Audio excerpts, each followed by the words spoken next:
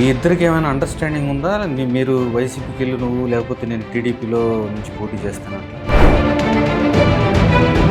2019 నుంచి వైసీపీ నాయకత్వంతో టచ్లోనే ఉన్నారు కాబట్టి తెలుగుదేశం నాయకత్వం కూడా దానికి అప్పటికి రెడీ అయిపోయింది.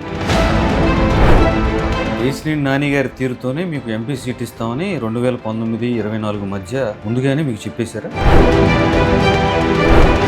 కష్ట సమయంలో పార్టీతో నేను ఉండాలి. ఆయన తెలుగుదేశం పార్టీలోకి రావడానికి నేను ప్రధాన భూమికి పోషించాను. విజయవాడ ఎంపీ పదవిని జేబులో పెట్టుకు తిరుగుతుంది గత 15 ఏళ్ళుగా. కేశినేని శివనాథ్ అను నేను అత్యంత గౌరవించి దైవంగా భావించే వ్యక్తి చంద్రబాబు నాయుడు గారు అయితే అత్యంత ఇష్టమైన వ్యక్తి నారా లోకేష్.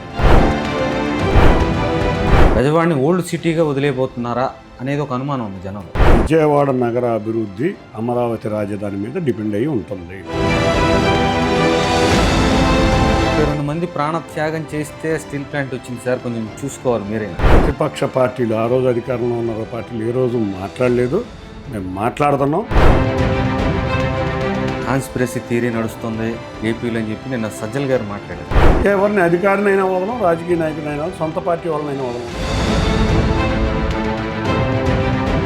తిరువూరులో జవహర్ గారి తనయుడిని తీసుకెళ్లి ఎమ్మెల్యే అభ్యర్థిగా పరిచయం చేశారా లేదా మీరు? సార్ కొలికిపూడి గారికి మీకు ఎందుకు అంత గ్యాప్ వచ్చింది? కొలికిపూడిని అడిగితే బాగుంటుంది. బుర్సాకి మీకు సంబంధం లేదా సార్? ముమ్మాటికి నా హస్తం.